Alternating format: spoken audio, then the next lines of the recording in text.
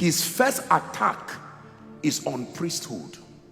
Satan will never attack a territory widespread if he has not attacked the priesthood. If Satan progresses with his attacks, it means priesthood has fallen.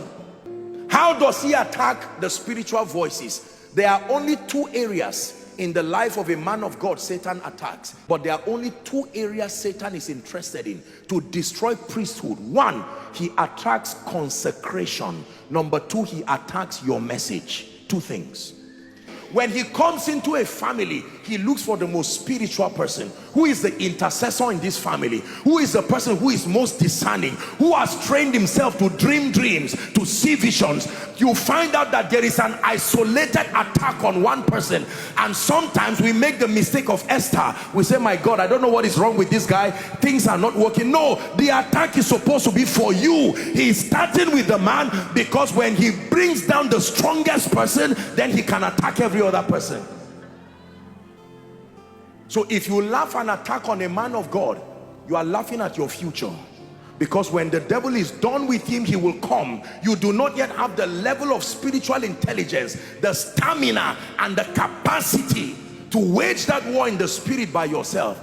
The one who stands for you, stands with you, prays, awake while you are sleeping. Satan will launch an attack. In the name of Jesus, we decree and declare, every man of God, every spiritual voice in this nation, in this region, who is under attack for the sake of the people he or she is leading, we decree and declare, let the power of darkness stay away from their lives.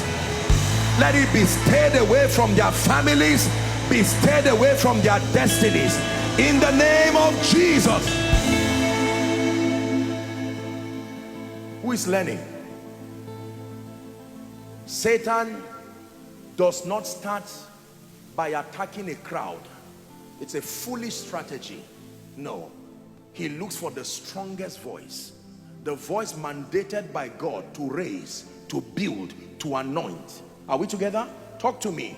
When Satan wanted in his thinking to abort redemption, did he kill everybody? He looked for Jesus.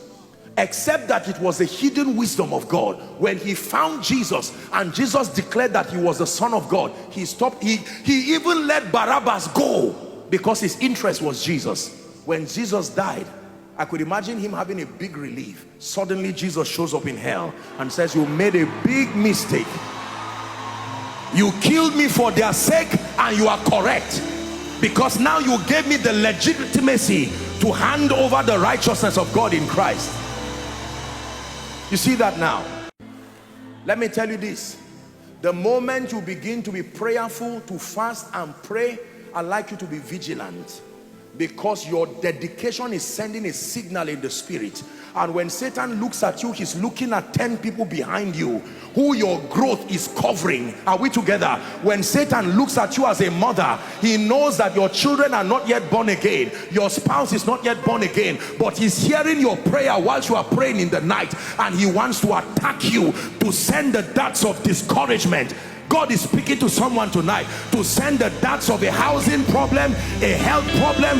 The whole goal is to distract you. Now listen, most believers are not apostolic in interpreting spiritual things.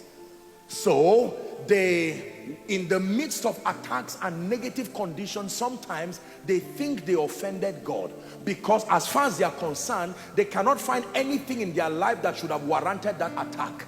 Satan is always generational in the things that he does. When he looks at one man, he finds out how many nations are behind you. That determines the gravity of the attack. So you can be as innocent, as sincere as you are. Why is the financial problem befalling me? It's because he's seen 10 churches through your increase.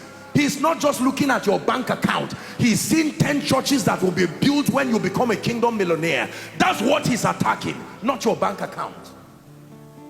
Are we together? Why is he insisting that your child becomes autistic? Because he's seen a prophet. It's not about autism. Help that lady under the anointing. He's seen a prophet. He's seen an apostle. He knows that there is a script in the spirit that a prophet will arise from this womb.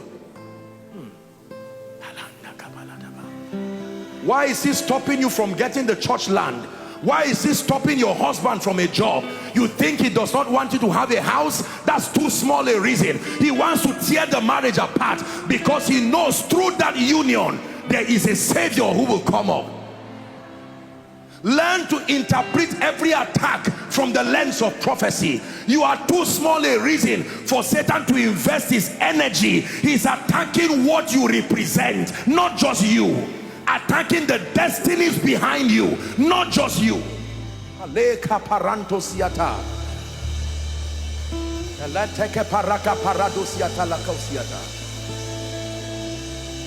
Hallelujah. And let me tell you this, ladies and gentlemen, I submit to you by the integrity of God's word, the gravity of the attack represents the weight of glory he has seen. It is true. It is true. It is true. Show me any man who has emerged in the spirit without a story of fighting the beast of Ephesus, without a story of surviving attacks. I show you fake growth. Anyone you see carrying an apostolic prophetic mantle, the requirement is that you must have survived all kinds of things. He will attack you. It doesn't matter who you are. He attacked Moses. You know how many children died because he was looking for Moses? You know how many children died because he was looking for Jesus? The dream is not about you, Joseph. The dream is about Israel. Getting into the well is not about you, Joseph. No, you are too small a reason for your brothers to hate you. That hatred was not natural. It was engineered because you saw the sun, you saw the moon, and you saw 11 stars bowing.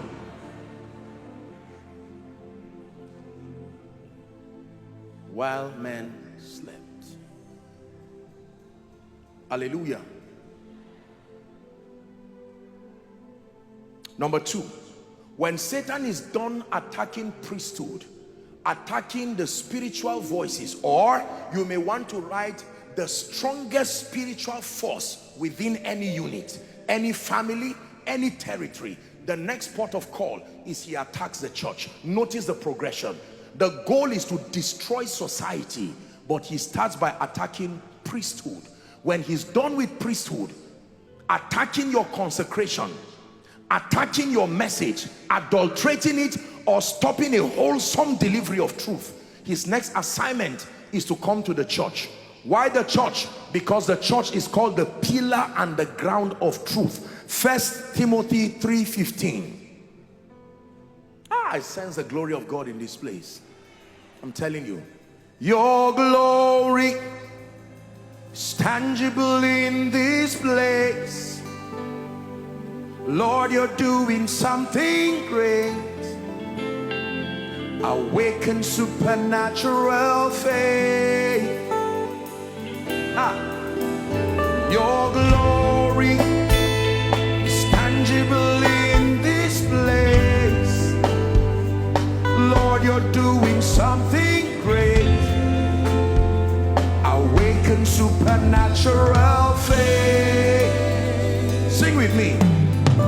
Yahweh, Rapha, Elohim, Shaddai, Jireh, Adonai, manifest yourself. One more time from your heart. Yahweh, Yahweh, Rapha, Elohim, Shaddai,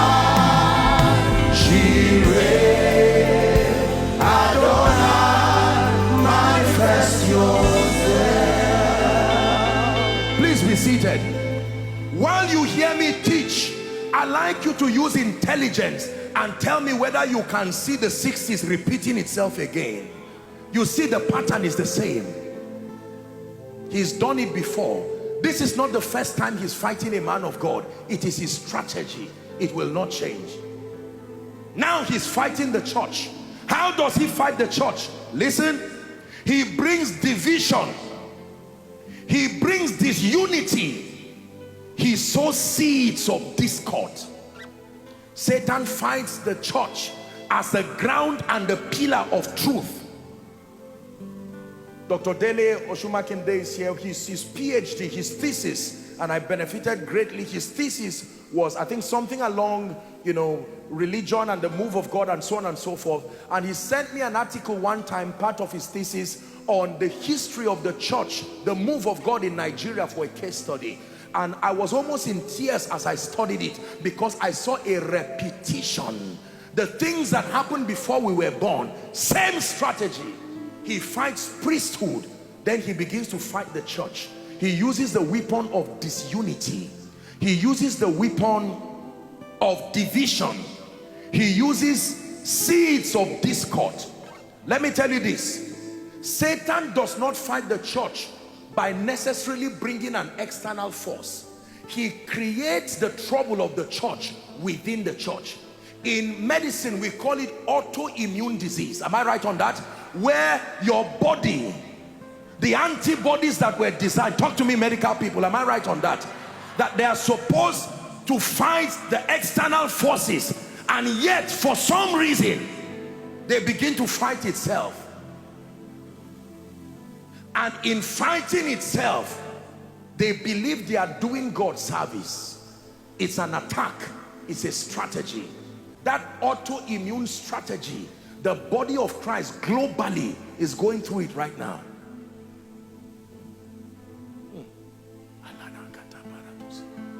So if I fight Pastor Nath and he fights me, what happens to those who love both of us? Are you seeing where the problem is? What happens to those who have benefited from his worship and have benefited from this apostolic ministry? You keep young believers in limbo, confused because of the pressure for allegiance.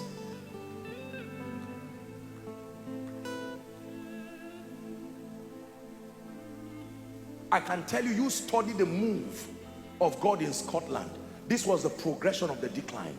It got to a point where priesthood, you know, when you study God's generals, you find out that there was a time this began to happen between Alexander Dowie, are we together, and Maria Woodward Eater.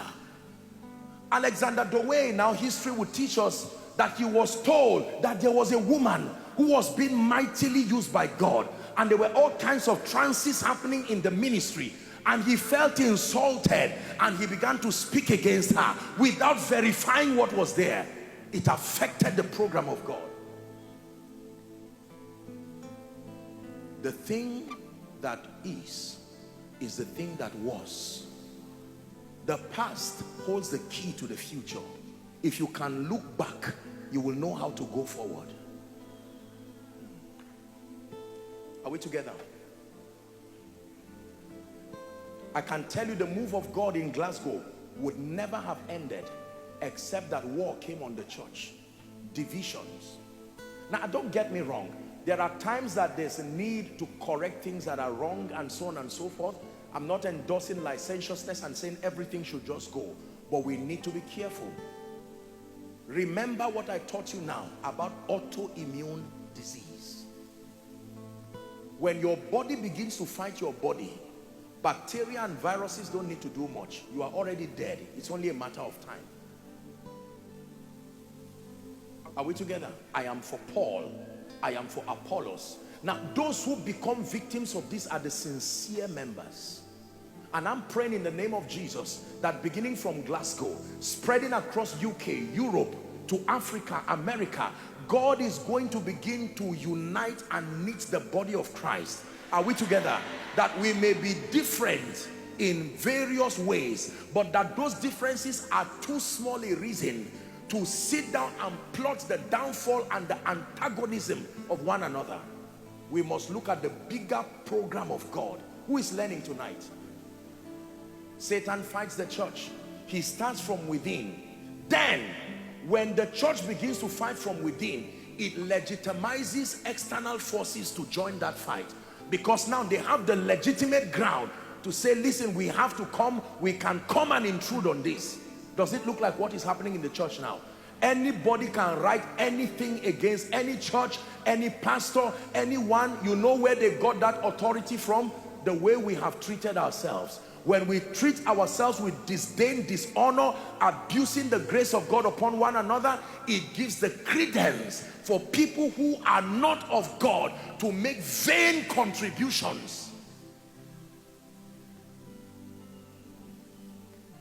Are we together? Please pay attention to the foundation I'm laying tonight. When the church begins to fight itself, it loses credence as a reliable platform for adding value to society. When the church begins to fight itself, the government, institutions, individuals now have a right to say the church's contribution to the state of the nation is not needed because they cannot see any value we are bringing. It begins to legitimize antichrist policies. That's the third level. The third level is when Satan now destroys the church. You know what he does? He begins to infiltrate institutions with an antichrist compromised belief system. Belief systems that are antichrist, belief systems that are against the culture of the kingdom. Family, education, politics, government, all of these antichrist belief systems start coming in, and because they are institutionalized, they will be protected by laws and policies. This is how the program of God dies. When it was time to abort the program of God over Babylon, Satan looked for one man, Daniel. Is that in your Bible? He attacked that one man, trying to find a place for compromise as far as consecration and all of that is found. They could not find anything wrong. You know where he went? He went to the government, the parliament, and he said, enact a law, O king, that for 30 days there will not be prayer to any god except by you, because he knew that as touching the matter of his loyalty and devotion, Daniel would not default.